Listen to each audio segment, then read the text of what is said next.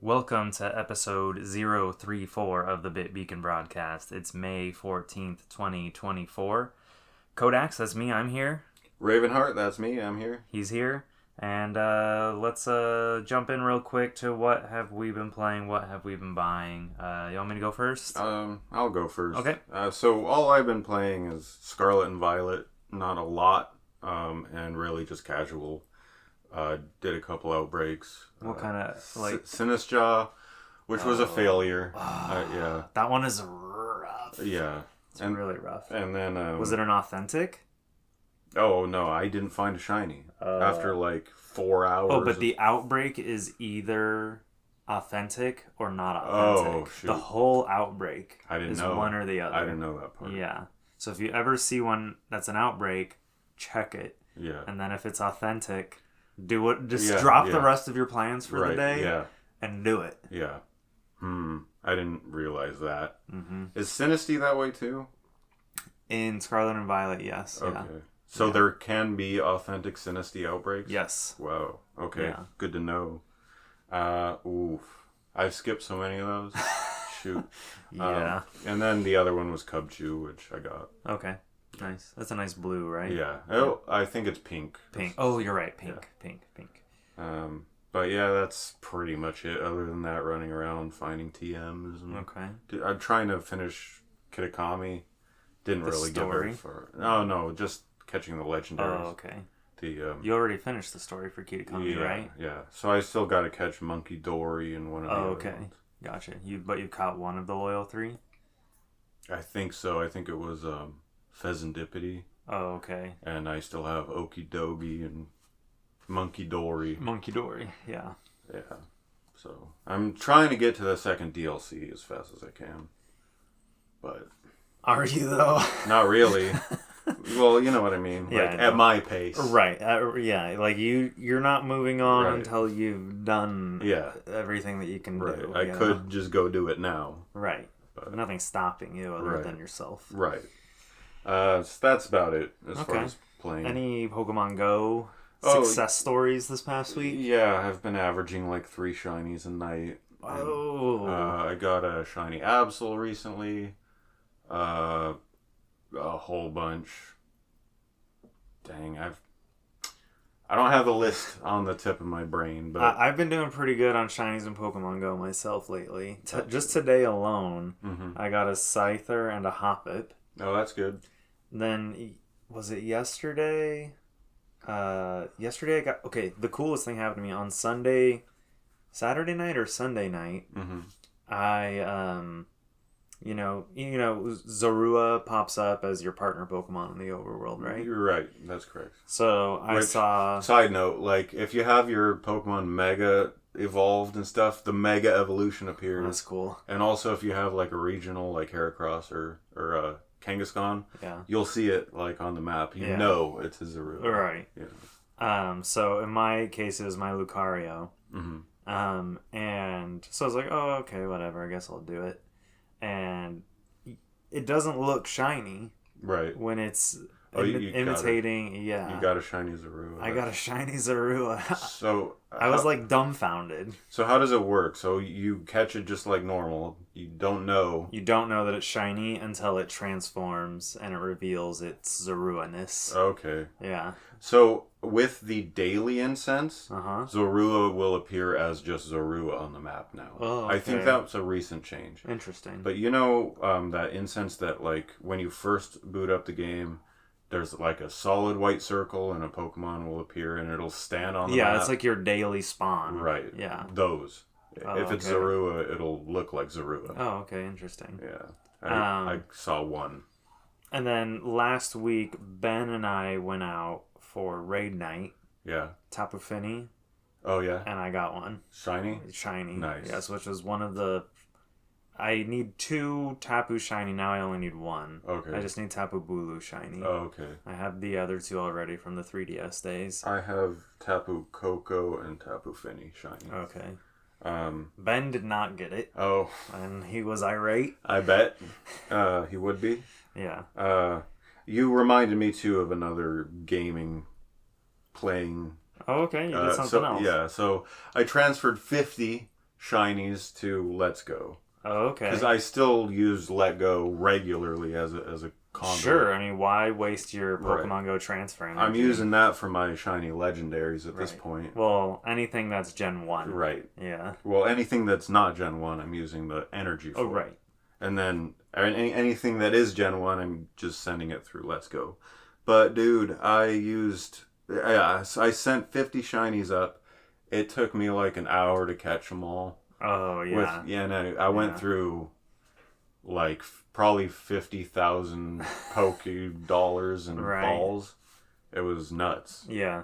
I remember when I transferred my shiny Melmetal to Pokemon Go, or to Let's Go. Yeah. I wanted to capture it in a Premier Ball. Oh, yeah, good luck. And so I had to... It took me forever to get it in a Premier Ball. I bet. You probably went through like 50 of them. Okay, so a couple of my other shinies recently. Yanma. Okay. Which that caught me by surprise. I got my second Caterpie yesterday. I got a Lickitung, a Sandshrew, and then maybe the thing I'm most excited about is this Voltorb. Yeah, I got one of those too recently. They've been spawning a lot lately around here. I should pull mine up. But, yeah, Shiny Absol, which I didn't have. That's nice. Shiny Blitzel, which I needed one of. Oh, okay. Do you have any of the shiny monkeys? I know you have. I know you do have them. Do you have extras? Is what I should say. Oh no, I don't have extras. No, you haven't found any. Yeah. I think I'm missing one. I don't have Panpour. Okay. Yeah. That's funny. You don't have the one that spawns in the region that you live in. Which, if you're not gonna have one, that's the one to have. Yeah. Right. So I think it was with you when you got Pansage and Panseer. Yeah, that's right. And it was during one of the events last year, I think. And I know someone who has a shiny Simipour and Simisage or Simisear, so I might be getting those. Trying to trade. Yeah. Okay. Yeah, going for those. For sure. All right, so we good on Pokemon Go talk? Yeah. So I have been.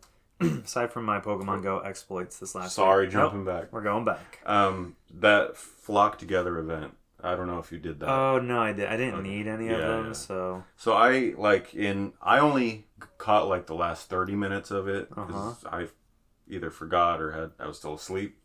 I got it. Shiny Doduo, Shiny Rufflet, and Shiny Talo. Nice. Like in 30 minutes. Like all 3 of the featured ones, right? Well, there's like 6. Oh, there was 6? But okay. I had them all already. Doduo, though. Yeah. So Doduo and Dodrio are gender different, both of them. Oh, okay. So I need 4. You want them. Yeah.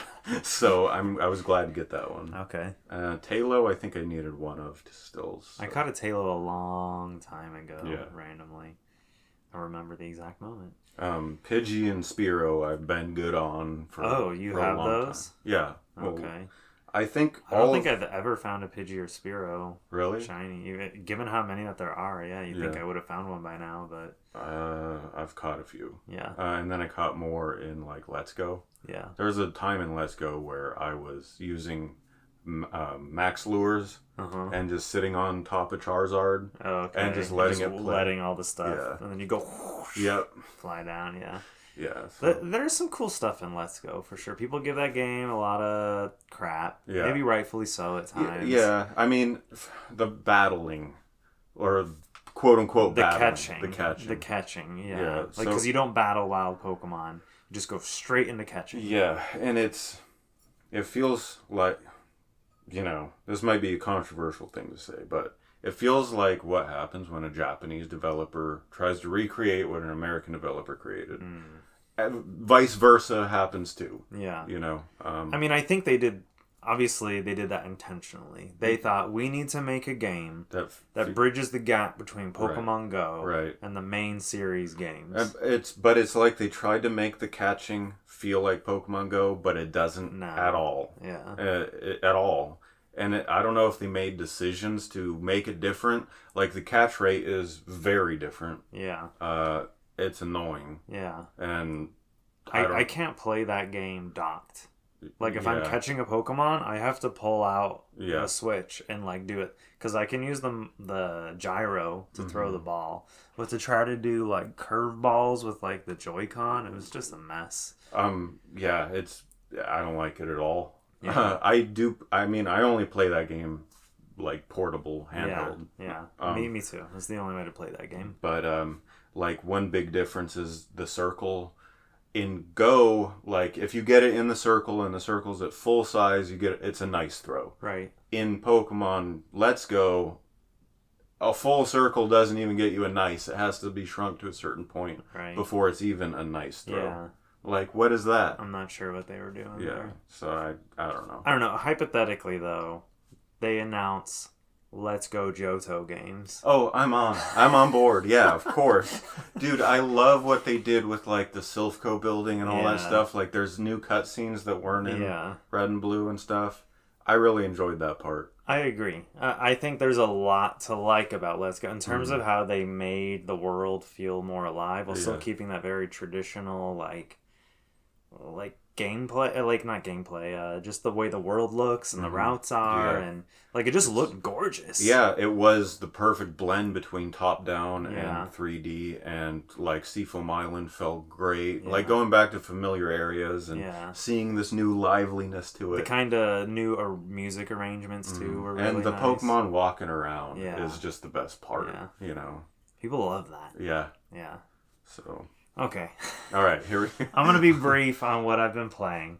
Long story short, last week I've mostly been playing Honkai Star Rail's 2.2 update, then Wake to Sleep, which kind of felt like I like the update, but it's a lot, hours and hours of like watching characters talk to each other at times.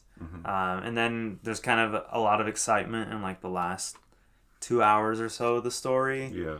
But yeah, it did get a little bit tedious.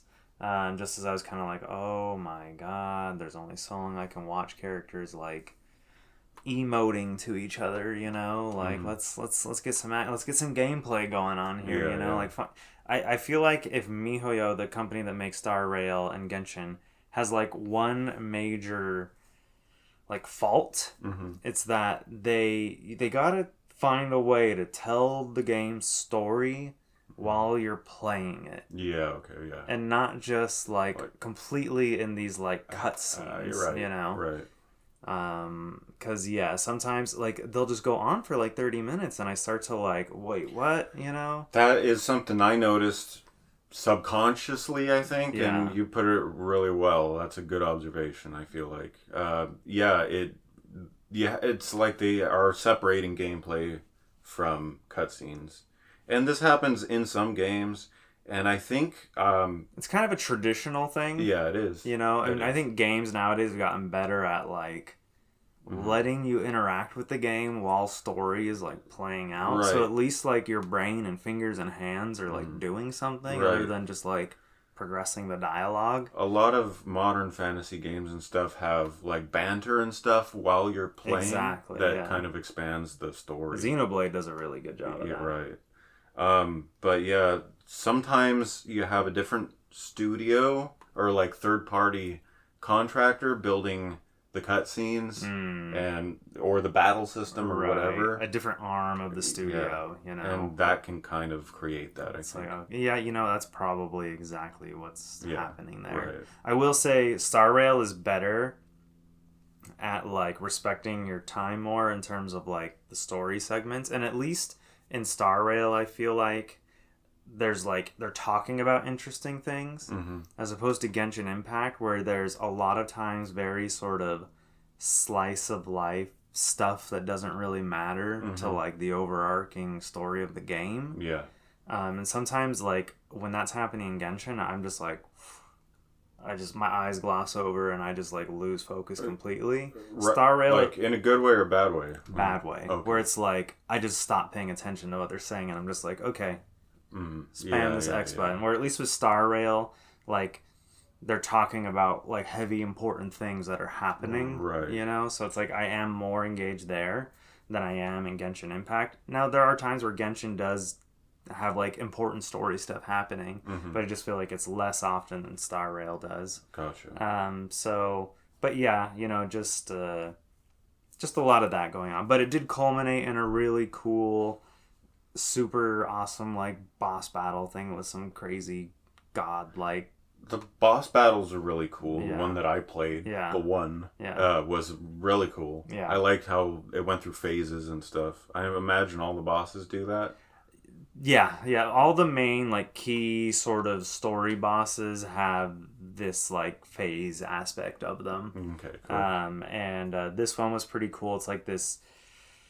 Think of this like heavenly mech god like orchestra conductor with like one of the baton things, you know, in his hand, and he's like got this like choir thing in front of him, and it was pretty cool. And then there's like this really cool music component. Remember the video we posted that got like over 100,000 views? Yeah. She has like a new song in this update that like kind of plays during the boss battle and kind of culminates in a really cool way. Oh, that's cool. So it was great, and then it leaves off in kind of a new cliffhanger. I guess supposedly the whole Penacony world, the story is going to be complete in the next patch, which should be out sometime in early June, I think. Gotcha. And then the game will kind of have some filler stuff for probably a couple months while they, or a few months actually, while they then prepare, the next big update for the game, which I'm not sure when that's coming out. Gotcha. And then I've decided the next game I want to play is Assassin's Creed Syndicate, which is a PS4 game that came out in like 2015, so quite a while ago, almost a decade ago. But until very recently, this game was unplayable on PS5. For whatever reason, when Sony launched the PS5 and they put out a list of games that just didn't work well on PS5, this was one of those games. And for years, Ubisoft just declined to do anything about it. Syndicate is known as being the last of the traditional Assassin's Creed games before they kind of switched over to a more RPG style gameplay in terms of like a leveling up and stats and armor and things like that. Right. So it's been one that I've wanted to play for a while. It's set in like London, I think around shortly before like World War I or something like that. Cool. So it's kind of got like a relatively recent, modern time frame. Yeah. Only, 120 years ago or so. I'm excited. And it's got dual protagonists, a brother and a sister. And I guess you switch between them, or you get to choose who you want to take on which mission and play as. Gotcha. Cool. Looking forward to that. I installed it last night. Have not actually gotten around to playing it yet. Gotcha. And then in terms of purchases, I don't have anything. But you may recall I talked about subscribing to Game Informer. Yeah. And right before we started recording this episode, I went to go to my mailbox. And sure enough, the first issue of my new subscription is here. And the cover is very clean. I understand the subscriber covers tend to have like not a lot of text or anything on them. Just like Game Informer's logo, some art, and then like the name of the game or whatever it is. I feel like it's mostly always been that way with Game Informer. Okay. They don't put like headlines and stuff on the side like other magazines. Right. I do. Oh man, I missed this issue.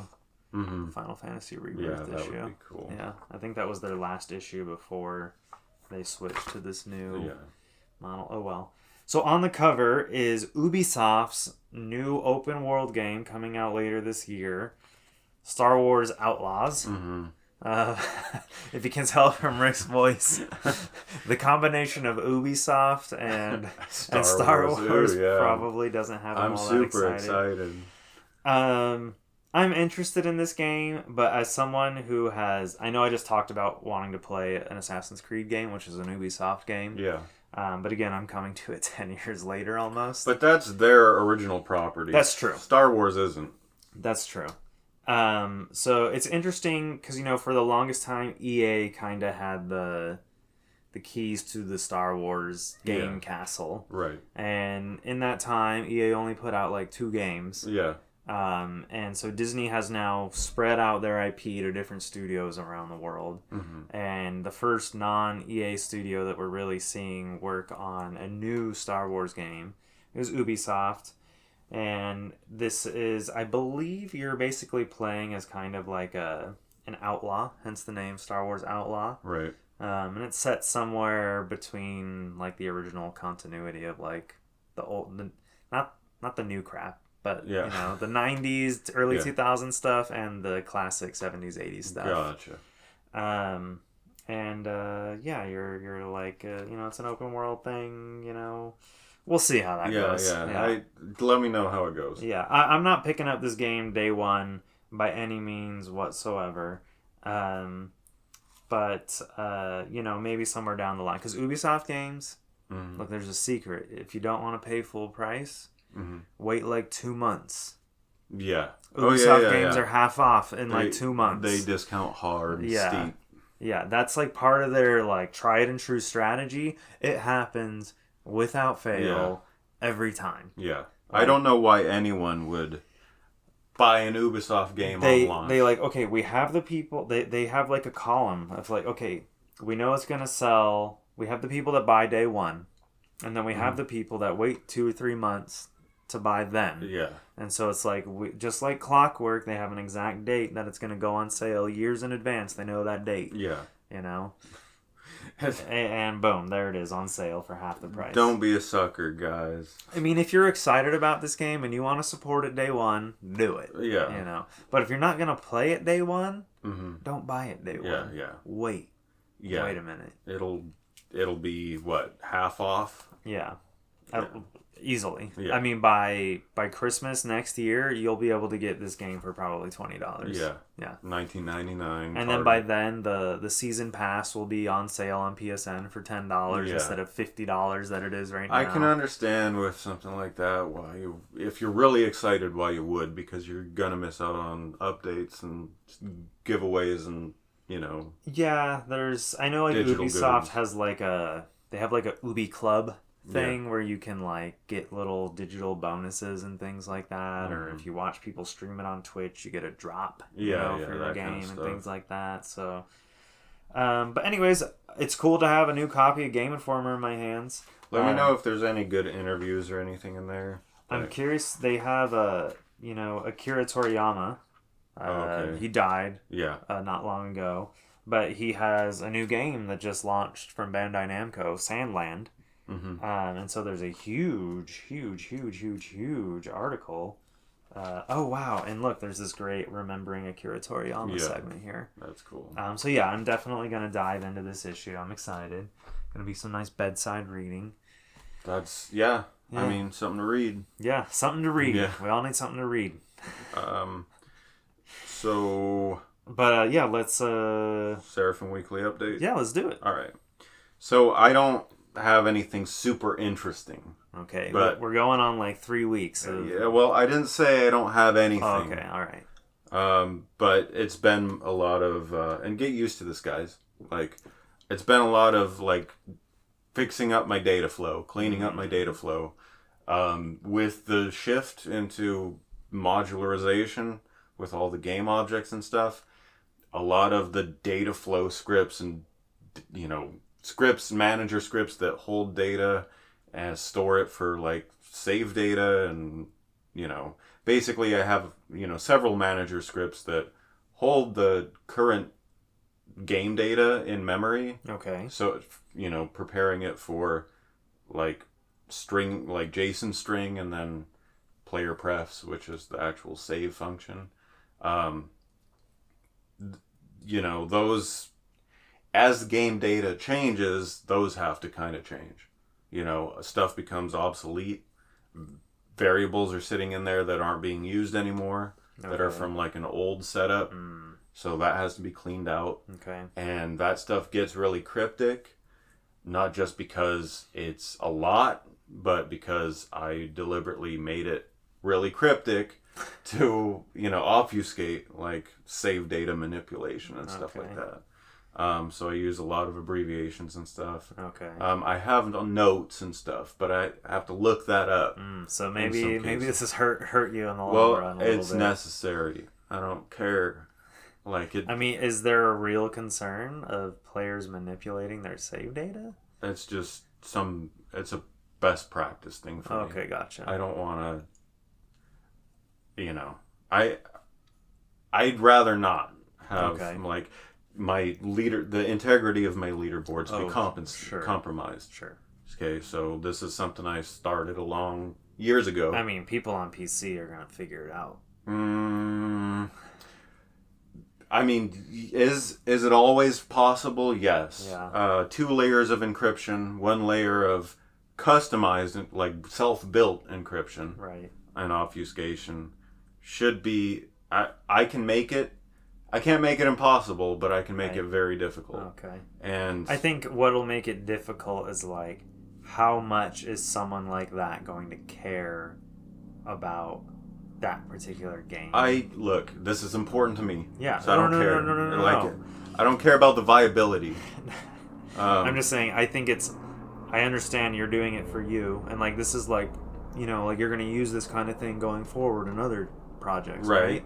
So it's like it makes sense that you learn how to do it, right? And you just have kind of a your own thing that you got going on. I'm just saying, like, I think it's like the amount of people that are going to care enough to do it in your kind of a game. Right. It's like, this is like an indie project, like... Well, this has already been thought about years ago, and all these things have already been considered. And, by making it difficult, you're reducing the percentage of people who are going to even have the technical skills to pull off a hack. Yeah. And if I can get that as low as possible, I will. Right. So it's not like someone's going to open a text file and just change the score. No, if you manage to dig into the directory of your system and pull my save data, it will look like it was written by aliens. Okay. Already, and it's been that way for years. Okay. And that's because of my own thing that I wrote. Okay. Do you have like a proprietary save editor? Basically, I mean, it's built into Seraphim's game code, gotcha. But I do. I made that. Right. The save data gets compiled and then strings JSON for programmers that know what I'm talking about. So your whole class, save data class, gets put into a single string value, a really long string value, and then it goes through an encoding that I wrote that's in the game, obviously, of course, but it's very hidden, and good luck, and references to it you gotta know where to look. Okay. They're not where you'd expect to find them. And so, but that's the encryption side of it. I'm just talking about the actual game code. My value names and stuff like that are single letters for certain things. I'm not just gonna name my variables score. Right. It's level 1. Right. Because if you are thinking about people hacking the game and compromising your leaderboards, and there's other measures in place too. I have checks going on in other places to see if the score in the the player data script matches what's been added up in the level. If there's a discrepancy and it thinks that my script thinks that something happened in memory, it will. I'm not going to say what it'll do, actually. I'm not going to reveal that. Okay. But it'll do something that you'll regret. Regret? Yeah. Like a bomb in your game? No. Oh, okay. No, nothing that's going to destroy your property or anything. Okay. But I was going to say Sony might have a problem with that. No, it's I want to say what it is, but people are just going to have to wait and see. Okay. It'll happen, I'm sure. Okay, without It'll saying... show up on the leaderboard side of things. Oh, okay. Let's just say that. All right. Like it'll put like a scarlet letter on you. Kinda. Yeah. It won't. Yeah, I'm being very careful about the way I do it. Okay. But this again, we're talking about stuff that was done years ago. Right. Well, have you ever heard of games where, I don't know, let's just say hypothetically, I've heard of games that have done this. I don't know that this is a game that's done it. Mm-hmm. But, like, let's say you have a Call of Duty game, and your game has, like, cheat detection or whatever. Sure. And so what it does is it starts to segregate cheaters into one pool of players and non-cheaters into another pool of players. Yeah. So, like, that way, ultimately, all the cheaters just end up playing with other cheaters. Yeah. And, like, the people playing legitimately just play with each other. I don't know if I've seen that, but I'm sure it exists. That's one way to do it. Rather than, like, banning people, you know. Right. They still get to play, but they're just all playing with each other. Yeah, I mean... But... What if your score's a different color or something like that? Sure. You know? Yeah, just the way to, like... Right. Yeah. I'd have to create, like, a whole other leaderboard and stuff if I was going to do it that way. Oh, no, yeah, I'm not saying it makes sense for Seraphim. Right. I'm just saying,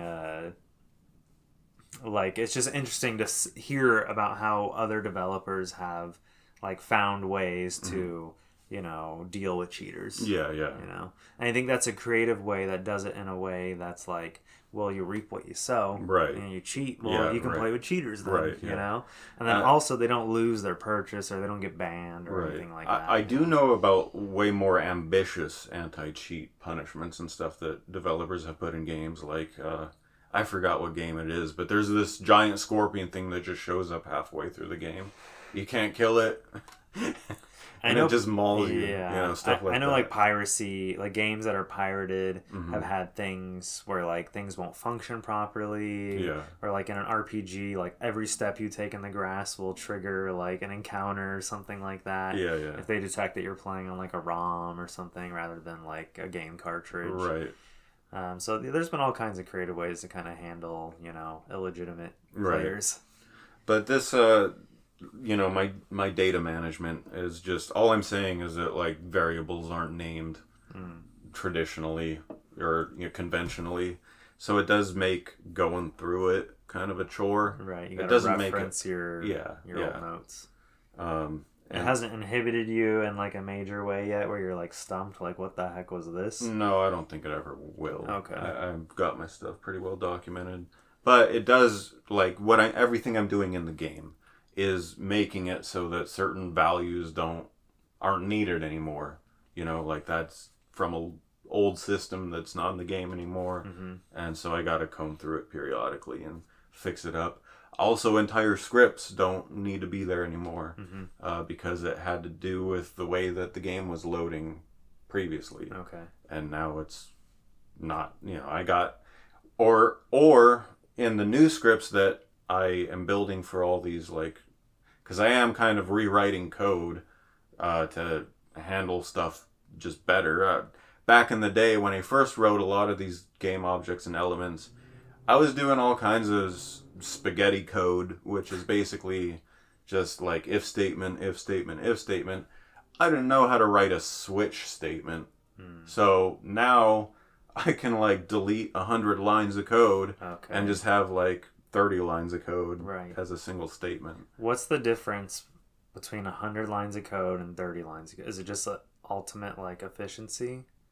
I mean, are you asking, like, why would you change that? Or I guess I'm wondering, like, does it make the game run smoother even if it's in, like, an incomprehensible way? Yeah, ultimately it's less work for the CPU. Okay. Now, whether PS5, that makes a difference. Right. Yeah, I doubt it. But it still also makes your code easier to read for you on the development side of things and keeps your things cleaner. Okay. But I also am kind of obsessive about what's going into memory and only having what's necessary. Okay. And not having...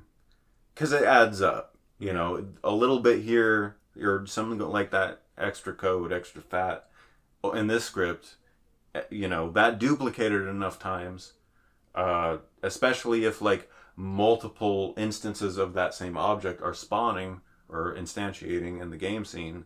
Now you have that many instances of that code running that the CPU has to, so you got to think in terms of volume. Okay. Even if it is a couple bytes of extra data, if that object is going to be spawning 100 times, you have to think about that. You know what I mean? So yeah, optimization is important. Again, we're in the PS5 era. I'm probably thinking still in Vita terms. Right. But I just want to get this freaking game done so I can move on with my mindset into like modern technology. Yeah. I still want to keep my stuff tight. Yeah. For future investment purposes. Okay.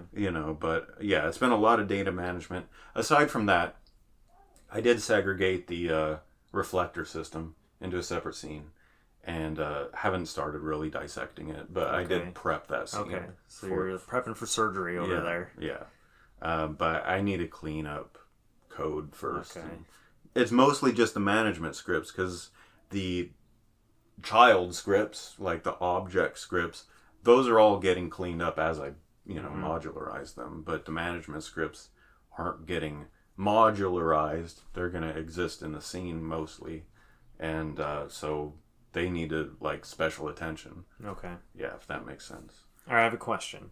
Yeah. Can I ask? Yeah, go ahead. So, obviously, we've been over this before, that, like, you can only dedicate so much time to working on Seraphim every week. Like, you have a life outside of the game. You have work. Yeah. You have a partner. You have all kinds of things going on in your life. Yeah. You have a girlfriend. Yeah. Yeah. Let's specify. Let me make that clear for everyone. Yeah. So on average, since you've kind of kick-started development again, how much time are you actually able to put into it? With everything going on in your life. Right. So I'll only get to sit down like 2 or 3 times a week. Okay. And when I do that, it can span from 2.5 hours to 5.5, 6 hours. Okay. So, you're getting, let's say, 6 to 18 hours a week in there, maybe? Something like that, yeah. Okay. That's not bad, actually. That's maybe 15, okay. Or so. But, yeah, that's still a significant amount of time. I think so, yeah. For something you're not getting paid for yet. Right. Yeah. Okay. Yeah. Anything else, Seraphim, you want to share? That's about it. Okay. We got some stories to jump into. Speaking of Unity, though, so it's been a minute since we talked about Unity. It has, yeah. So Unity appoints a new CEO after John Riccitiello has left. Right. Right, and guess who? The ex-Zynga CEO, Matthew Bromberg, has been appointed as the new CEO of Unity. So, in October of 2023, as I just said, Unity announced that its longtime CEO, John Riccitiello, would be stepping down amid the controversy surrounding their plans to implement the install fees for developers. Which, just a quick recap, was Unity was going to start charging developers per user install, a certain amount, 50 cents or whatever it was, per install, which, created a whole bunch of questions like, what about free-to-play games? Are they, as a developer, just going to have to pay for people to install it? So that created a whole buzz, a whole hullabaloo in the news cycle about, what this means for developers and stuff like that. So, now on May 15th, ex-Zynga COO Matthew Bromberg will be joining as the new CEO of Unity. That's tomorrow. That is tomorrow. So, let's take a look into this guy and who he is. And honestly, he comes from Zynga. What's Zynga? So it's the studio behind Farmville and a bunch of mobile games. Yeah, mobile and Facebook games from back in the day. Heavily monetized. Yep. all free to play. Exactly what you're thinking. Yeah. So who better to help squeeze money out of Unity users and developers than a Zynga CEO? Mm-hmm. So, I mean, games that specifically surround like monetization and microtransactions and that kind of stuff, loot boxes. Yeah. Yeah. So Unity's press release describes Matthew as such. Matthew Bromberg brings over 20 years of experience across the gaming industry, having previously served as chief operating officer of leading mobile game developer and publisher Zynga, where he played a key role in the company's turnaround, and was responsible for Zynga's game studios globally, while also overseeing product development and design, technology, data, and analytics. He also held multiple leadership roles at Electronic Arts, where he helped scale the company's mobile division and led teams on 4 continents that built popular games across all major genres. Really painting that up to sound, like he, wow. I mean, maybe shareholders like this, description. Yeah. But as like someone who actually plays games, right? Like this doesn't appeal inspire to a you lot at of all. confidence. And I mean, let's dissect this. So, Unity is not a game studio. Unity is an engine studio, engine developer, and so it's an industry tool. Yep. So the users of Unity are not gamers, they're developers. Right. And they develop games who then gamers are the users. Right. So it's already like one step into like industry. You know what I'm saying? Mm-hmm. And so it would make sense that this isn't like a statement for the general public necessarily. Right. But yeah, this type of language very much feels like something some billionaire would appeal to. Ooh. Yeah, I can invest, and wow, that's a lot of experience. Like, confidence has been re-inspired. Right. Some very inhuman, type of sentiment, I guess, in my opinion. Anyways, Matthew released the following statement about his new role. He said, "I am thrilled to join Unity as it embraces its next chapter. I look forward to working with Jim, the board, and the incredible people of Unity to provide the best integrated platform for creators to bring great games and experiences to their audience globally, while also helping accelerate the company's revenue growth and profitability." Extra emphasis on that last part, I'm sure. So the press release has a bit more information about... Oh yeah, I'll read that part later. Let's talk about this. Okay. So the Unity's next chapter. I'm gonna try not to be just straight cynical with the story. Okay. I'm gonna try to I'm gonna say this, okay? Zynga is not nothing. There is something to be respected. Sure, definitely. With Farmville. I mean, Zynga was like the original mobile success story. Exactly. Yeah. Exactly. And, web game. Yeah. And so I don't think he had anything to do with the, maybe not the initial success over there at Zynga. Right. But he did join them, in the last 5-6 years or so, I think. Right.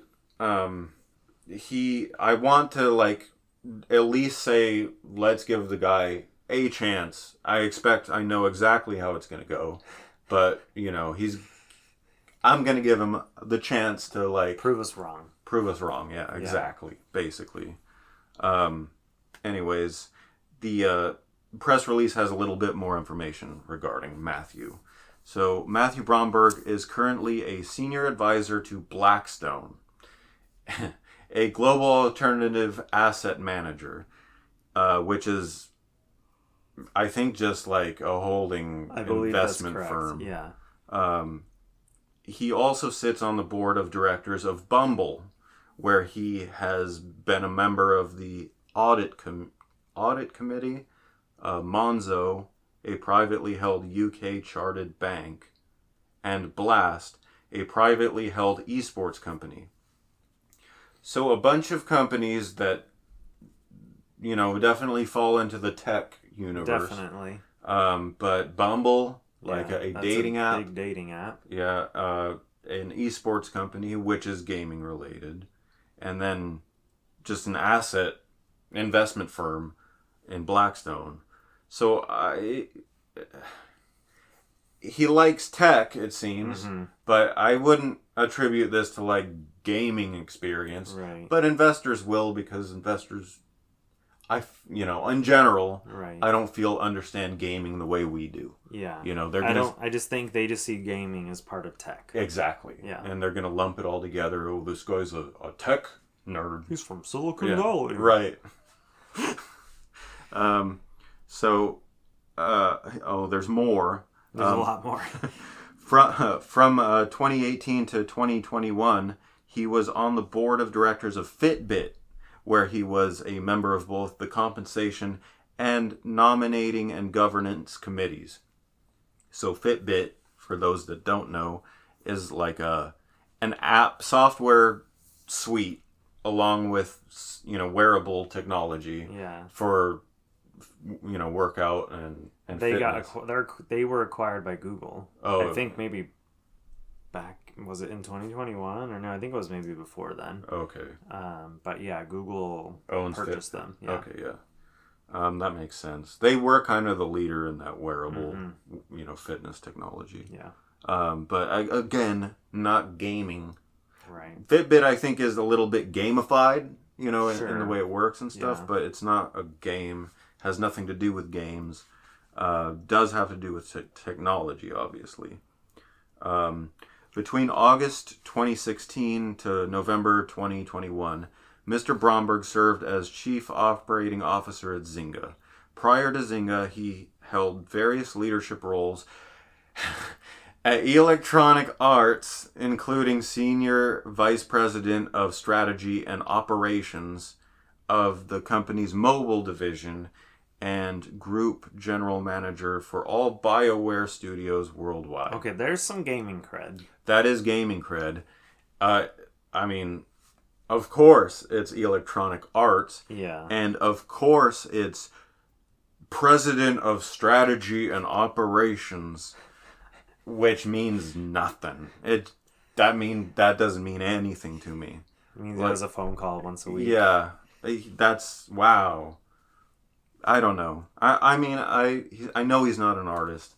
I know he's not a developer.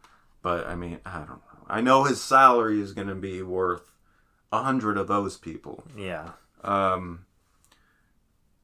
There's one more note down here. Okay.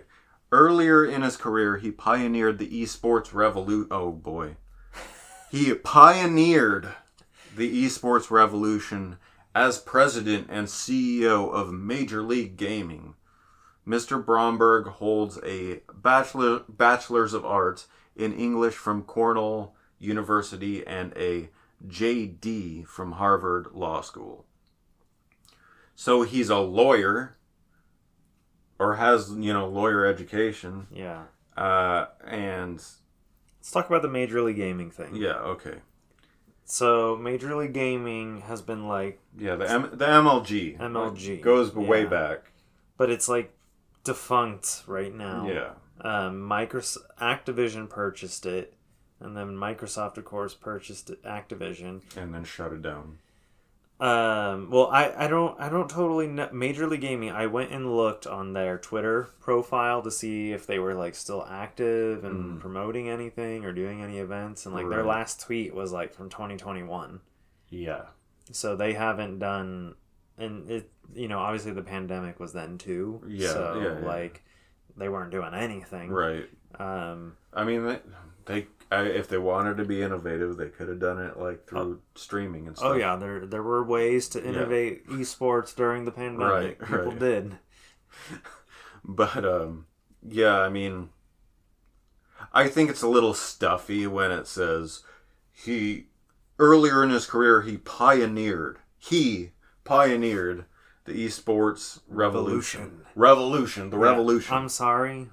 What esports Yeah, revolution? right. I mean, I'm not denying that esports is a thing. Right. It definitely is. And I'm not even crapping on esports. Yeah, I happen to go to esports events. Yeah. I watch live streams of esport events on the internet. Right. But, like, the revolution? Yeah. Like, calm down. This is written for private investors. Yeah. I don't know what to say. Anyways, yeah. So John Riccitiello, one of the most corporate... Also worked at EA, Riccitiello. Yeah. We're seeing some patterns. So I got some more EA alumni coming into Unity. This is really sad because I use Unity. Unity, anything they do affects me and what I do. Obviously, if they hired John Riccitiello, of course they would hire this guy. Yeah. And this is the consequence and ramifications of a company like Unity going public. So on Tuesday, May 7th, Microsoft announced that it would be closing multiple studios that were part of the Bethesda family of studios specifically. So Microsoft had purchased Bethesda in March of 2021. Now keep in mind, this is a different merger than the one that happened last year with Activision. Right. So this is when Microsoft was starting just to gobble things up. Right. So the Bethesda family of studios includes Bethesda Softworks, who is known for Elder Scrolls like Skyrim and Fallout 4. ZeniMax Online Studios, which is known for Elder Scrolls Online.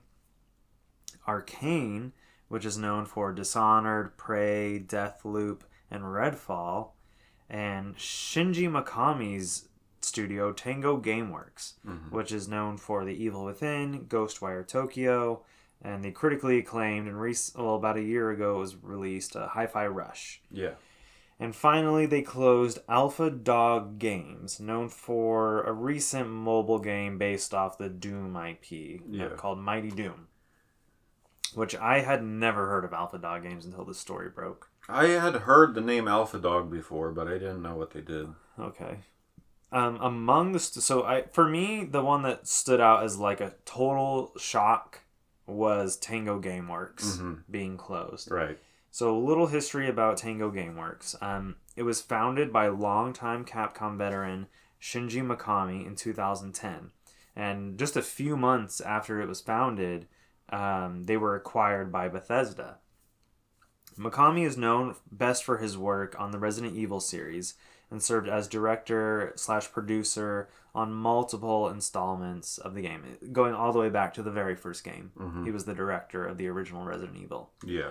At Tango Gameworks, they developed 2 titles in the Evil Within series, which were their own original creation. Yeah. And recently launched 2 new IP in the last couple of years. First one was Ghostwire Tokyo.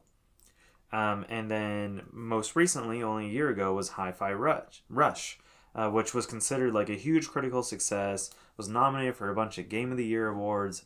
It won like BAFTAs and all kinds of crazy awards all around the world this past year. Right. So to kind of hear that they would be closing after like such a big kind of critical success for them and seemingly really well received by players. Yep. Until recently, it was only playable on Xbox and PC, but they ported it to PlayStation 5 recently. Okay. And I believe it got a Switch port as well.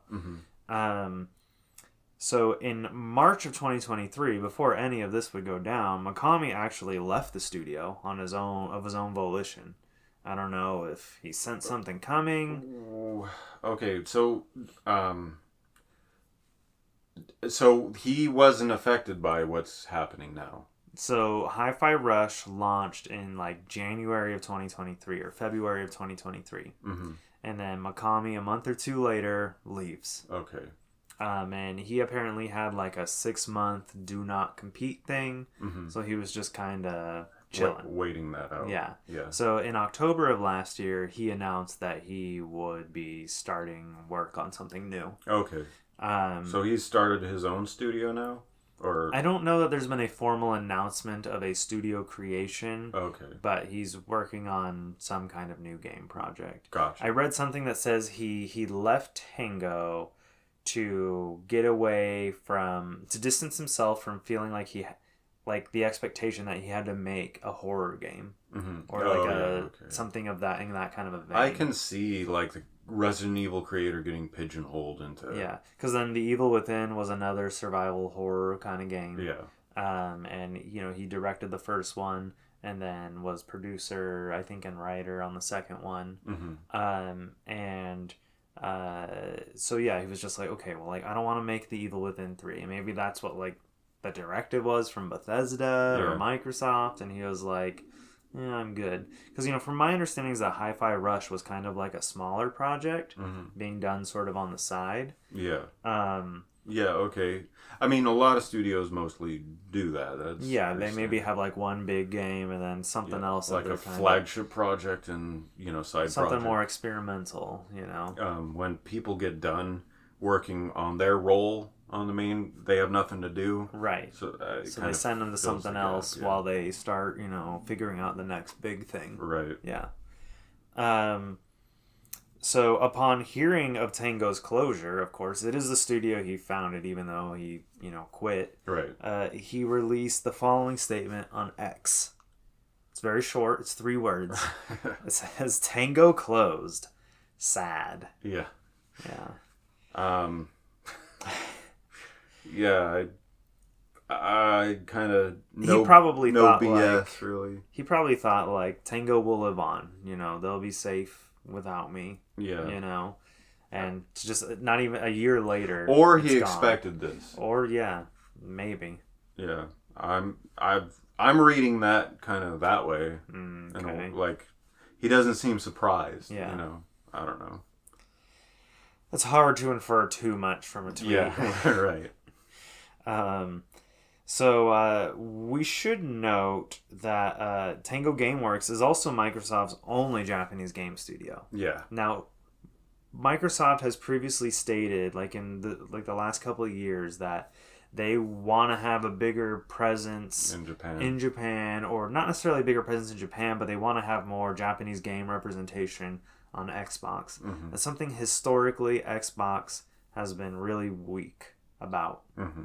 Sure, they had they've had a few, right, really but big. you're going back to like OG Xbox. Well, yeah, 360 and stuff. But in like the last decade, the Japanese representation has been very, very small.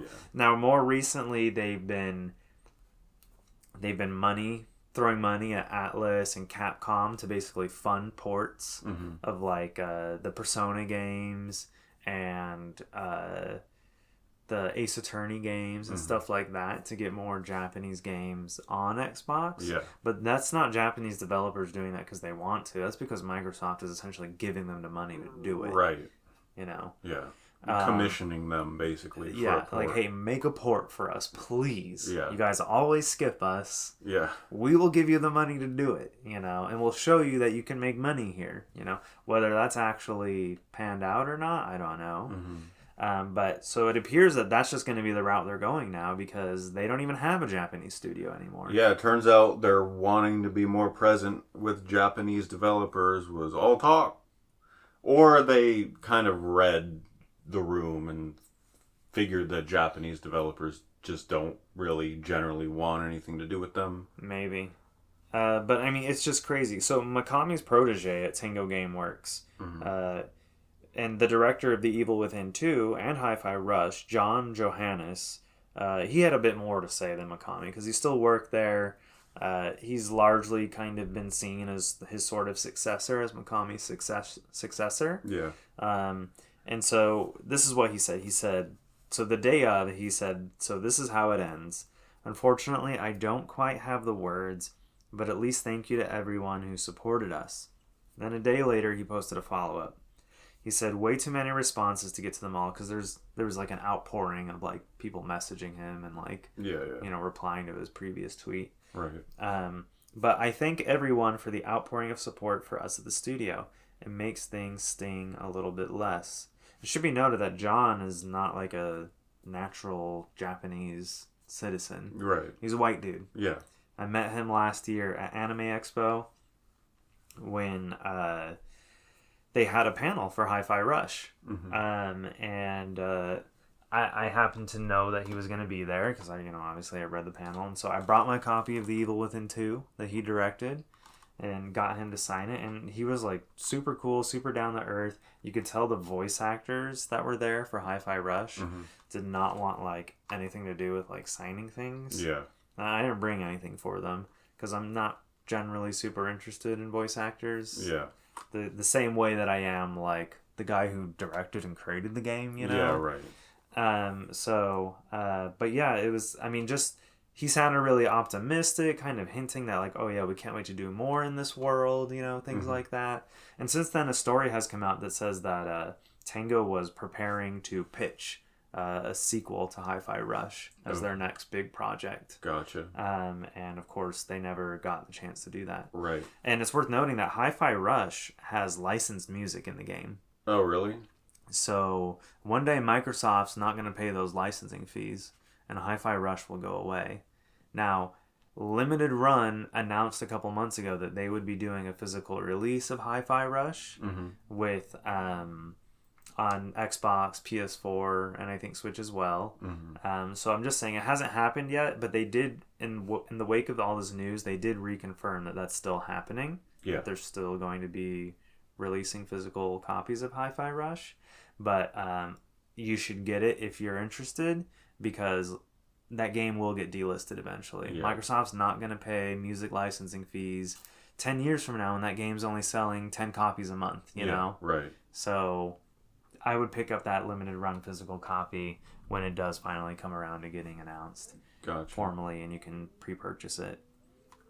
How did you find out that they were doing it if they haven't announced it? Well, okay, so they've announced that they're doing it. They just haven't actually put anything up for pre-order yet. Gotcha. Yeah, they haven't done like a formal like, hey, here's what the box art looks like and here's all that, Yeah. So far it's just been like, hey, we're doing it, you know? Yeah, so... Oh, wait, are we done with the story? Oh, no, we got a lot to go. Oh, right. Okay, so that covers the Tango Gameworks side of things. So, Arcane Austin, which is one of two studios that is under the umbrella of Arcane, is also getting closed. So Arcane Austin recently released Redfall, a co-op and always online vampire hunting game. It's a little fanfare last year. It reviewed poorly and was not particularly well received by players or critics. But surely Microsoft, a company with more than $150 billion in gross profits last year, would give the studio another chance to work on a new game, right? Yeah, no. No, they did not. The studio was closed. Plans to rework the game's always online need and new playable characters in the game were canned. Microsoft promised to make good for players who pre-purchased the season pass in hopes of getting the new characters and updates. Arcane has another studio, their main studio, their original studio in Lyon, France.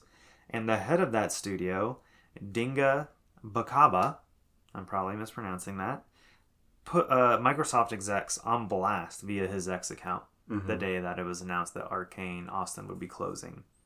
He said, "This is absolutely terrible. Permission to be human. To any executive reading this, friendly reminder that video games are an entertainment cultural industry, and your business as a corporation is to take care of your artists/entertainers and help them create value for you. Don't throw us into gold fever gambits. Don't use us as strawmen for miscalculations and blind spots. Don't make our work environments Darwinist jungles. You say we make you proud when we make you a good game. Make us proud when times are tough. We know you can. We've seen it before. For now, great teams are sunsetting before our eyes again, and it's a effing gut stab. Lion is safe," referring to Arcane Lion, "but please be tactful and discerning about all this, and respect affected folks' voice and leave it room to be heard. It's their story to tell, their feelings to express." Yeah, well spoken. You don't see that very often. No, and this is a guy who still works for Microsoft. Yeah. And so when he's basically clapping back against his bosses publicly. Yeah. And so I don't know. He puts himself at some risk. Yeah, he might be in trouble already. Oh. That is pretty harsh. Yeah. 100% true. Massive respect. Yeah. Oh yeah. So I mean, I like his first paragraph. Okay. I think that's the best one in my opinion. I'm just gonna reread it real quick. Sure, yeah, reread it. This is absolutely terrible. Permission to be human. To any executive reading this, friendly reminder that video games are an entertainment/cultural industry, and your business as a corporation is to take care of your artists, entertainers, and help them create value for you. That's right. Your business as a corporation is not the talent. Yeah. You know, we don't need your ideas. Mm-hmm. We just need your investment. That's what you're worth. Right. You know, like we're the artists. Yeah. Let us. Yeah. I like when he says, "You say we make you proud when we make you a good game. Well, make us proud when times are tough." Yeah. Yeah. You know? Like, why don't you show that support back? That's the call out part of this. Yeah. Yeah. It's like, don't just close us down because we had one game that didn't land. Right. You know? Right. I also love when he says, "Don't make our work environments Darwinish jungles." Yeah, like where everyone is like survival of the fittest. Yeah, kind of experience. Yeah. So everyone's on edge, thinking they're gonna get fired at any moment. Right. You know? That's not an artistic environment at all. Anyways, so I just absolutely love that and had to make sure we included it here. Yeah. So Alpha Dog Games was also unceremoniously closed. Their latest mobile offering, Mighty Doom, failed to generate much of any interest or revenue for Microsoft. And it launched like a year ago as well. Mm-hmm. And they announced that the game will be sunsetting by like August of this year completely. Like, you won't be able to play it anymore at all. Jeez. I mean... So, it makes me think like, okay, Microsoft obviously had a huge acquisition last year with Activision Blizzard. Yeah. And so they're like, okay, we now have Call of Duty. We now have World of Warcraft. Like, we now have Diablo. Mm-hmm. Like, what do we need these studios that make games that only sell 5 million copies for anymore? The single player studios. Right. We now have games that sell 100 million copies every year. Right. It's like, why would we spend any money like funding chump change stuff? See, these people get paid absorbently more than anyone else, and this is how simple their thought process is. Mm-hmm. Is this game make more money, this game make less money, this game close this game, right? Like we don't need that. That's the most rudimentary, like this number bigger than this number. Yeah, basically. I don't get it. I just don't understand. So I mean, Microsoft's big boss, Phil Spencer, has not said a word. Oh, of course not. We're now over a week since this was announced. He's not gonna sully his good name, in this dumpster fire of studios getting closed. And the only Japanese studio under Microsoft getting closed. Yeah, and considering previous comments about Microsoft wanting to expand their like Japanese offerings have come out of Phil Spencer's mouth. Yeah. Oh, like, only 2 years ago, he was saying stuff like that. Yeah. And now here he is just shutting down their one Japanese studio. He's the king in the castle. He doesn't need to come out and admit that what he said is all just talk. Yeah. At the time, because it felt good at the time and appealed to who he needed to appeal to. There have been, like, people are, like, after all of this, people are, like, turning on Microsoft. Yeah, they didn't need that right now. No. That they're not in a position to, like, take that right now. This is the second time this year they've laid people off and closed studios. Yeah, you're right. And, okay, let's like, get even deeper. Last year when we started this podcast, our first 10 episodes or however many it is, we were talking all about what's it called? Mergers, acquisition stories. All of our stories, not all, but a lot of them were acquisition and merger stories. Now that didn't what did we predict? That didn't take long. No. Here they are, shutting down studios, cutting the fat, and all, like, studios that need to exist, like Tango. I agree completely. Like, duh, how brainless. So, but why do you think... If two guys with a podcast can tell you exactly what's going to happen, how is it that these, like, CEO types... I think maybe they knew. I think they knew already. If this acquisition, this merger with Blizzard goes through, like, we're gonna have to do stuff elsewhere, But they lied. They said stuff like, there won't be layoffs. We won't have to do this. We won't have to do that. Yeah. It'll be good for the industry. That's, I think, the real problem with it. I would respect you more if you were just evil and, I don't want business oriented, cutting, but be honest. Yeah, Phil Spencer's always got this, like, I'm a real gamer. He wears, like, shirts with, like, old school, like, games and stuff on them, like, real deep cut stuff, People are always like, Phil's the real deal, man. Okay, you know what? I think he's doing? Copying Sean Layden. Because that's what Sean they Layden were both doing that. Yeah. That's scummy. Yeah. It just... And I think Phil is a gamer. Like, he does talk about games with knowledge.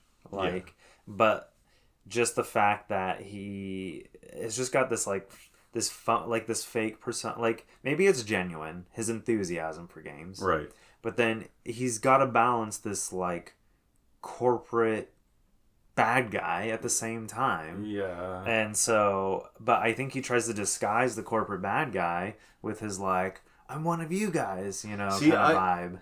I don't think someone in his position can also be a gaming enthusiast like us. It's almost like the idea that the head of the company CEO should maybe not have this public relationship. Yeah. Like, it's probably more harmful for the brand in some ways. For a giant corporation, maybe, right? Yeah. I think, a smaller studio. Smaller studios, it's like, sometimes you don't have a spokesperson, right. You are the spokesperson. Right, but you're also the representative of that brand. Yeah. And Phil Spencer is, too, the representative of the Microsoft brand. Yeah. Just like Steve Jobs was Apple. And we've talked about, like, Game Pass. Right. Like, kind of, stagnating. Yeah. These games, like Hi-Fi Rush, a game that was available for free on day one to most people with an Xbox, because most people with an Xbox subscribe to Game Pass. Because they make it... So it's like, how does that game make any money? I guess it makes perceived value for Game Pass. Yeah. But I'm sure they weigh, okay, when this launches on Game Pass, do subscriber numbers go up? Yeah. Do they go down? Do they stay steady? Maybe they're looking at it like, okay, this game served its purpose, and now it's not bringing in more subscribers. Or it never brought in really new subscribers. Maybe it brought in some new ones, but then we lost some people too, Hi-Fi Rush is pretty critically acclaimed, I think. So it probably did have some impact. I think it did, yeah. Now, there's a guy who works for Microsoft, Matt Booty. Yeah. Last year, he responded to someone on Twitter who claimed that, like, Hi-Fi Rush wasn't doing that well. And he, like, replied to them and said, Hi-Fi Rush is beating every expectation, every metric, every blah, blah, blah that we had for the game. Yeah. It's, like, blowing us away. Despite it being a free game. Despite it, being came out of nowhere. Like, it was like an overnight launch kind of a game. Right. Like, oh, here it is, and it's out now. Like a shadow drop. A shadow drop, that's what it's called. Yeah. And so apparently originally Microsoft wasn't really expecting much of anything. So it did do really well for them. And like I said, it was critically acclaimed. It did win, like, prestigious awards. And sure enough, that's not enough apparently. Right, no. You still get your studio closed. Yeah. The environment is just, if that's how it is, I don't ever want to have a parent company. Yeah. Because look at it. It doesn't seem to ever work out. Yeah, like doesn't matter how good you do. As soon as your trajectory takes any kind of dip, you're gonna get shut down. Or as soon as, they acquire something shinier than you. Yeah. Yeah. And I don't know. I hear what you're saying about Phil Spencer, and maybe CEOs like him shouldn't have this kind of relationship, but at least we get to see what kind of guy he is. I don't know. I don't think that someone in his position, in his shoes, can have the perspective to be a gaming enthusiast consumer in the way that we are. Yeah. I just don't. I don't see how the blinders of being a corporate executive with a huge salary can. I mean, maybe he looks at games and he's like, these are unique, these are neat, these would be a great investment for people. Yeah. But how would you break the thought cycle of being a CEO like that? And see games the way we see them. I don't know. Yeah, I mean, just the way I've seen him, because he does a lot of like live streams with like Xbox staff and stuff where they like announce new games and updates on things. Yeah. And he does these live streams from his office, especially during the pandemic. And he has like these shelves behind his office. And every time he would do a new stream, there would be like stuff would be rearranged on the shelf. Yeah. And it would be like people would like speculate about it, hinting at like different games that would be announced or other acquisitions that they were targeting. I only see that as him copying others. Yeah. Because that's something. I mean, Kojima would put riddles in his stuff. Yeah. And then Sean Layden would wear shirts that hinted at game releases and stuff.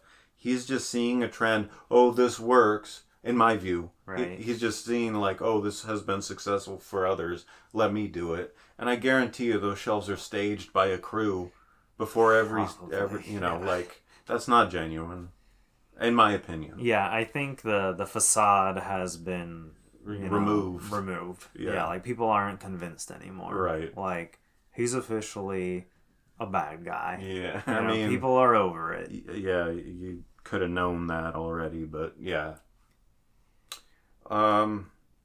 So ready for another layoff story? So, well, let's not start at the layoffs. Yeah. Let's skip the title of this segment and just go straight into the story. All right. Sure. You wanna take lead on this? Go for it. Yeah, sure. So last week we spoke about Square Enix, and this is a continuation. Pretty much, yeah. So they canceled multiple international projects. They canceled multiple internal projects and made a commitment to focus on less. If you go back a few episodes, I talked about Takashi Kiryu, the new young CEO of Square Enix, and his 3-step plan or whatever it was to focus on small projects and big projects and cut out the mid-sized projects. Yes. As well as talking about like Web3 stuff and AI and stuff. Mm-hmm. So Square Enix has announced a new 3-year plan in the face of tumbling profits. As customary at Square Enix, the plan has a special name.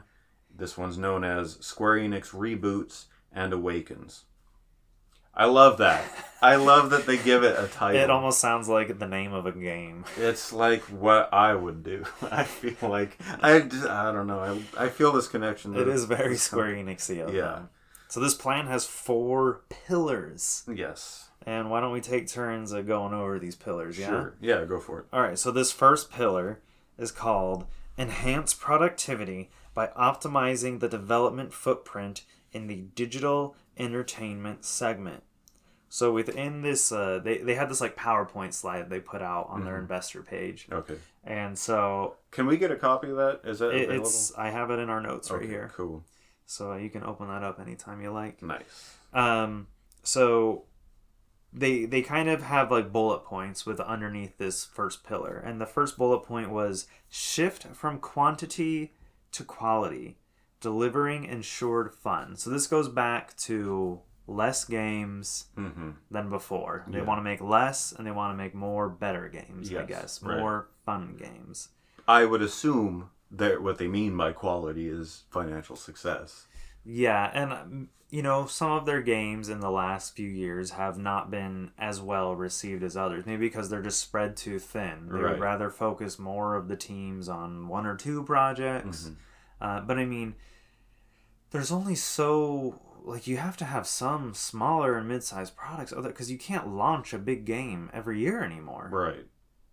Yeah, and you can't, your company just, when you're investing in stocks or something like that, you're told to diversify your portfolio, right? If you put all your eggs in one basket, and then that basket tanks, what do? Right. Like if you only invest in tech companies, right? The tech usually goes up and down together, right? And if you have your portfolio spread out, some are going to go up some days, and some are going to go down some days, and it balances out. Yeah, and that's considered healthy investing.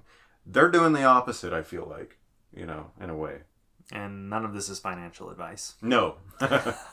Yeah, let's put that in there. Another bullet point was develop appealing titles that reach the hearts of our customers. So I guess they just want to make games that people can make a connection with. That they want to games that people will want to love. Yeah, that one kind of feels more like a platitude. Yeah, I don't really know how you do that. From a technical angle. Right. It is just words on paper right now. Yeah. And then finally, create an internal development footprint that brings more capabilities in-house. So this sounds like I know that Square Enix partners with a lot of outside developers to work on, especially some of these smaller games. So maybe it sounds like they want to kind of pull back on some of their outside studio influence. Sure. Which would happen naturally when you scale back to less games anyways. Sure. But I do wonder about the ripple effects of that. Mm-hmm. If all of these smaller third-party partners all of a sudden no longer have work because Square Enix is pulling out. Well, there's a difference between... Okay, so third-party partners implies that these are studios that Square Enix doesn't own, that they publish their games. Not necessarily. Sometimes you farm work out to them. Oh, that's true. Yeah. Yeah. Oh, so studios that would normally be getting work from Square Enix. Yeah, they take commissions for smaller components and stuff of games.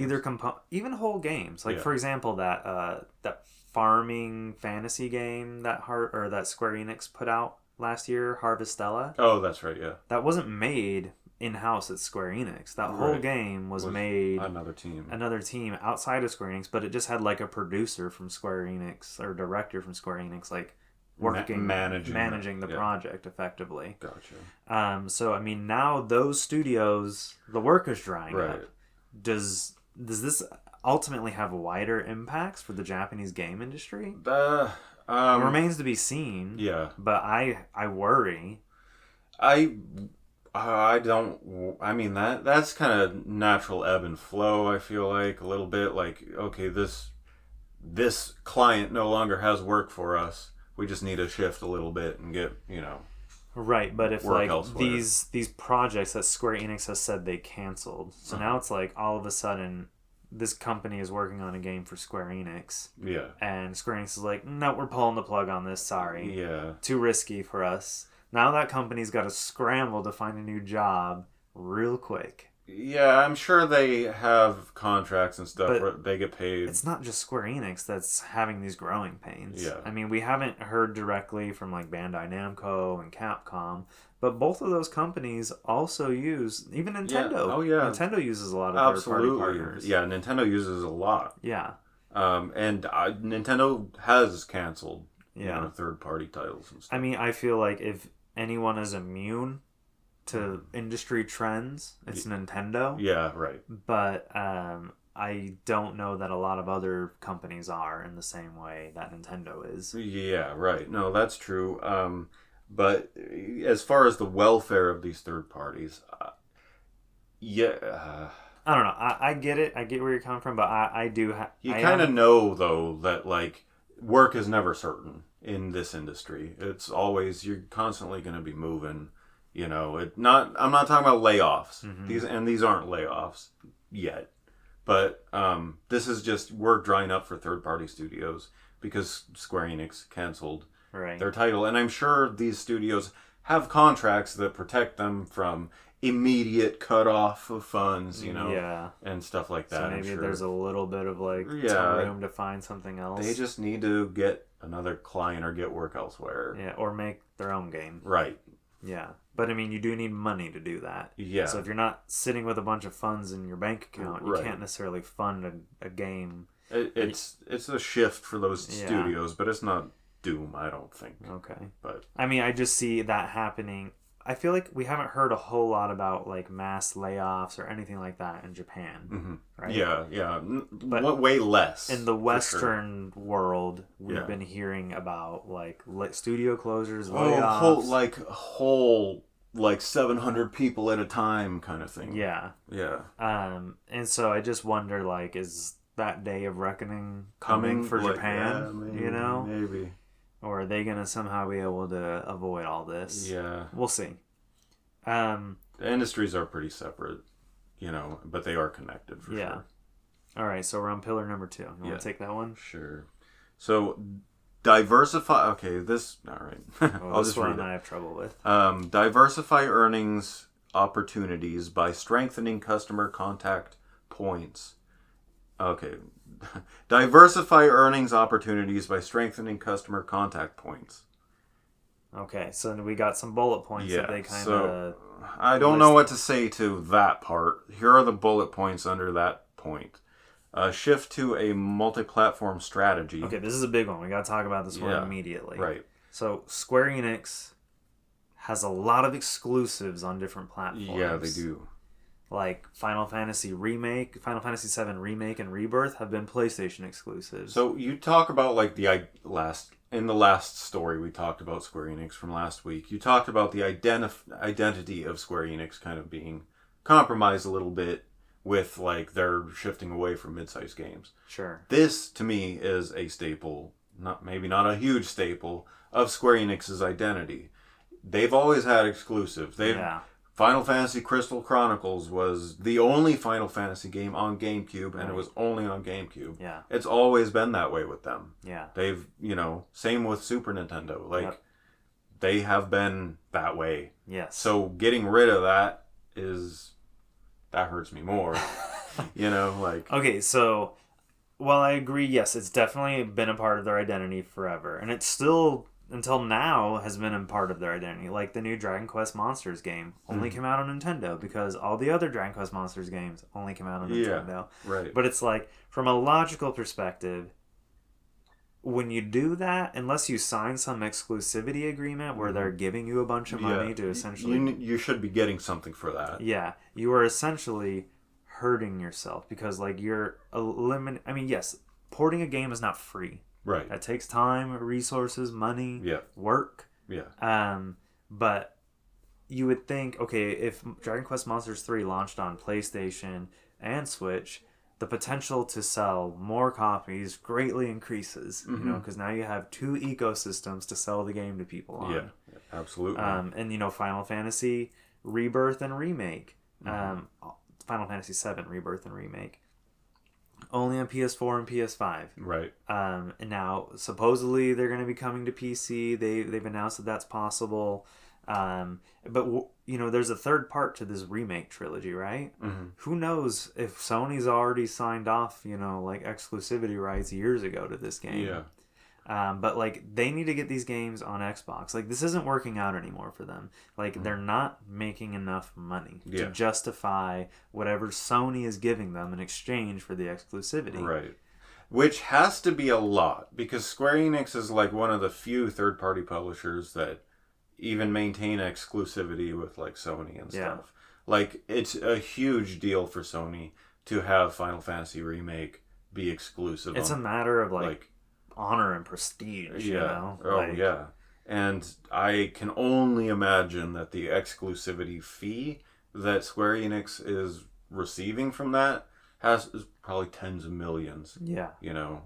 But I just, when you think about it, it's like all they got to do is sell, 10 million copies on Xbox, and then like, okay, they're making more money than that to begin with. Or 1 million copies. And like the PC game market is like really exploding in recent years too. Mm-hmm. Like a lot of people are getting into PC gaming, and not just like old people, but like even young people. Yeah. With new ways to enter into the PC market. Yeah, if you think about PC gaming, it's kind of evolved quite rapidly over the last decade with itch and Steam and all the other. I think the pandemic also helped. Yeah, that probably helped too. And then VR probably had an impact, and stuff. So yeah, there's been a lot opening up in the PC world there. So Square Enix, aside from anything that any exclusivity things that they've already signed and agreed to, we can expect that going forward, that will be less and less of a thing. Mm-hmm. That they're just going to get their games out on as many platforms as they can. Yeah. I believe on the slide it specifically mentioned PC, PlayStation, Xbox, and Nintendo consoles. Yeah. It said. Nintendo consoles. Implying that maybe Nintendo has a new console coming. Oh, yeah. Whoa, I got you. So they would support Switch and whatever the next thing is. I see it. Okay. So that was only the first bullet point under step 2. The second one is step up digital sales. All right, let's unpack that one. Yeah. So that is obviously pushing digital distribution. Yeah. Which is not my thing. Nope. So that tells me to expect, Square Enix already, some of their games only launch digitally now. Yeah. Not usually their biggest titles, right? But some of their mid and smaller size titles are digital only, and they cannot seem to be broken through to. Yeah. Like Limited Run, I understand, has tried to get Square Enix to work with them repeatedly over the years. Yeah. Like there are so many small digital titles that they would obviously die to help publish, right? Only because of not just because of the money, but just because it's like they feel that Square Enix games need to be, preserved in that kind of a way. Absolutely. And so to see Square Enix just turning away seemingly free money, how is it not anything but free money? Yeah. Just shows that like they're really intent on wanting this digital path. Like they want to make games that aren't available physical to drive this point of stepping up their digital sales home. Right. Because when you do digital sales, there's no overhead. Mm-hmm. You don't have to ship anything around. You don't have to manufacture anything. They really want to push You save a lot of money that way. I don't think they're the leader in that regard. Within the industry, but they obviously are of the virus that is digital distribution, which makes me sad. It was disheartening to see that they're like, hey, we want to do more of that. Right. They want to step it up, in their words. Yep. Create the interaction with customers by increasing sophistication of publishing function. So... This one's a weird one. I don't totally get it. Yeah, I'm trying to... When I was going through the PowerPoint presentation thing, a lot of it seemed a little bit like not fully translated or localized. It was probably written in Japan or Japanese. And hastily. Yeah. Create the interaction with customers by increasing sophistication of publishing function. How does making something more sophisticated create interaction? I don't know. I don't know. Maybe they're talking about like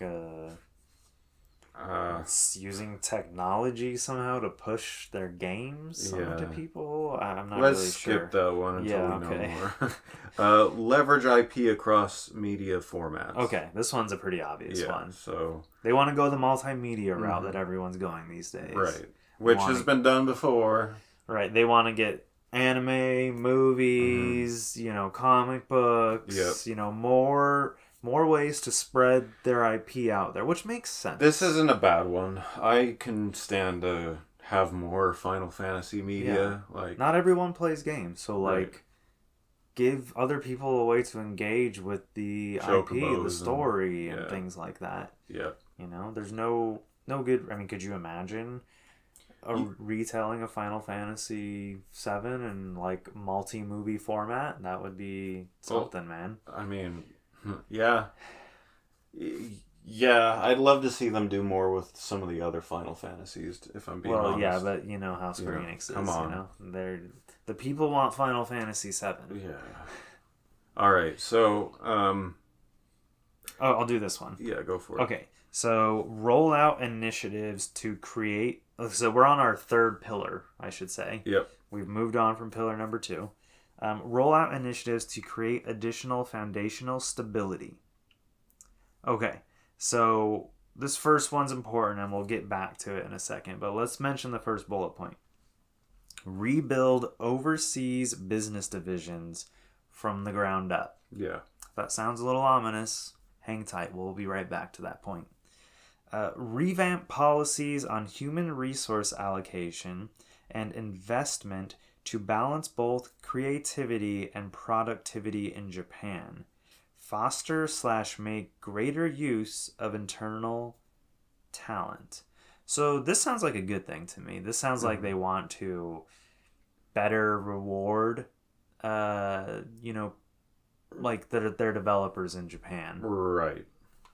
Yeah, that is a good thing. But it also does sound a little like... It's the revamp policies on human resources allocation and investment that makes me think that that's not what it necessarily is going to be. Yeah, and then the balance, creativity, and productivity. Maybe they feel that there are some people who are maybe too creative and not so productive. Yeah. Maybe they spend all day in an office kind of daydreaming, but not really doing much of anything. Right. Or, I mean, in this kind of environment, creativity usually translates to sketches and drawings and stuff. So they are probably doing concept art. I doubt anyone's just sitting sitting there lost in their head. I think there are people at game studios who have got like to that point in their career where they're like the person who's in charge of like a Dragon Quest or Final Fantasy, you know, like they're not as super active in the actual development. Sure. So maybe Square Enix is going like, okay, well, what are you doing? What are you doing? Why are you on the payroll? Right. You know, like you need to be more involved. You can't just, be the idea guy. Yeah. You know? Yeah, the think tank isn't a thing. Yeah. That role is a fictional role. Yeah. I mean, I do think it exists. Oh, yeah, it's allowed to exist in certain places, Yeah. but it's not a functioning... Like, it's not like, useful. It's not necessary at all. But... I don't know, so there's a lot to kind of maybe infer from that one there. Yeah. The next bullet point is enhance... Sorry, did you have something else you wanted to say? No, go for it. Okay.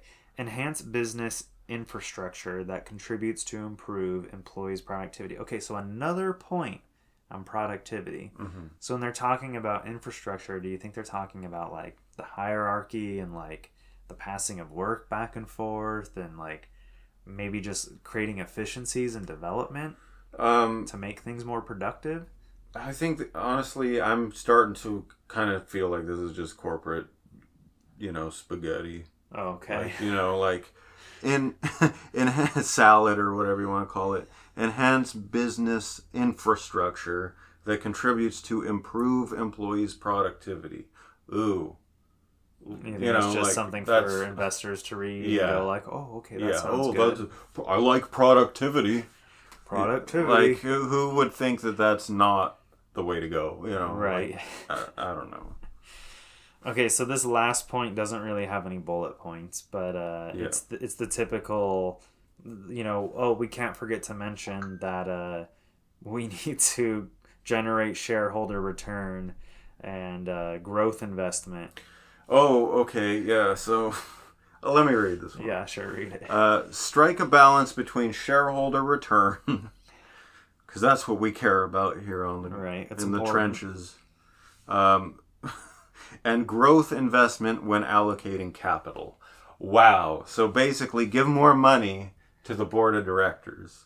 Well, okay, so they say strike a balance between obviously getting money back to investors, right? Yeah. And they have to cushion it somehow. You're right. and also investing into the company itself. Right.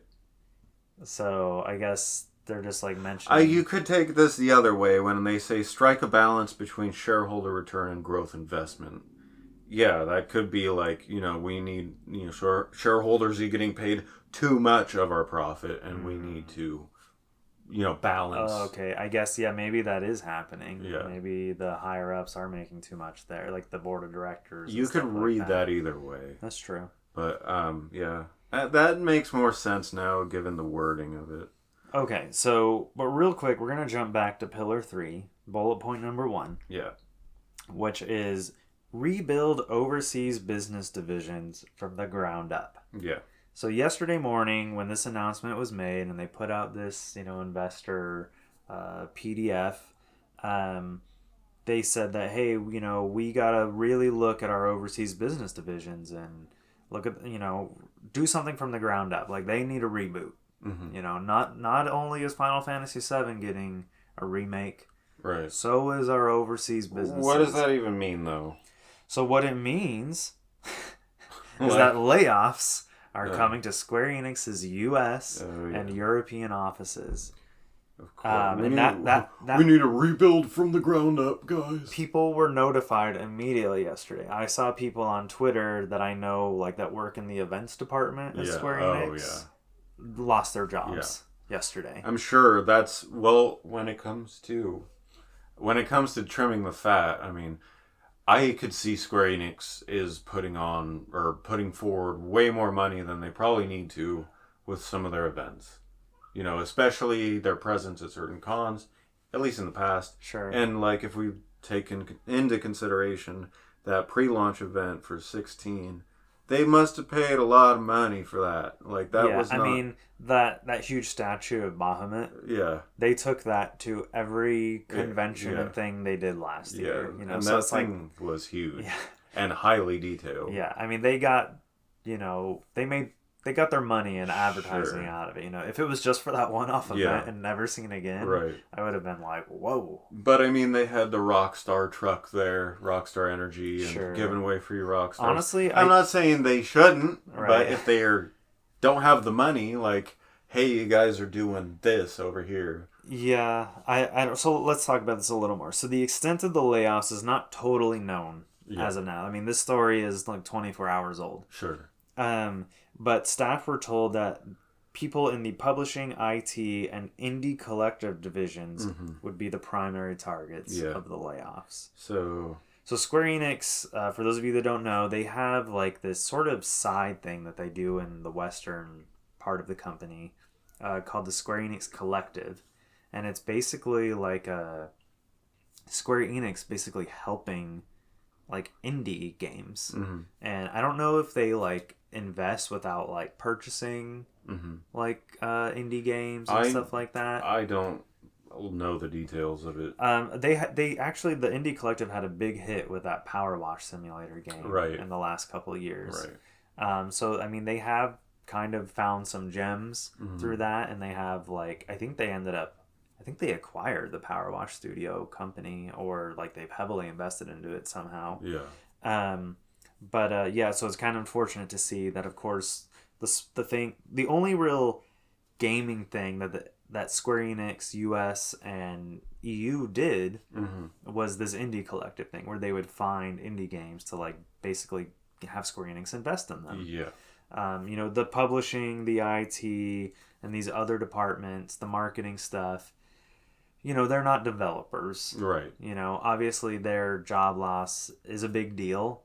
But I'm glad I'd rather have it be them than animators and coders and stuff. The actual people making the games. It's good to see that Square Enix just isn't like closing, that down. The whole like project teams doing massive layoffs and stuff. I mean, if you have to start somewhere, I guess this is where you start. Yeah, and their indie collective thing is a bunch of people that basically are liaisons. With studios, and this doesn't necessarily mean that they're trimming back with publishing indie games. It probably just means that they are trimming the fat in that area. Well, and another thing to consider is that Square Enix had a bunch of Western studios, and they sold them all last year to Embracer and other places. Right.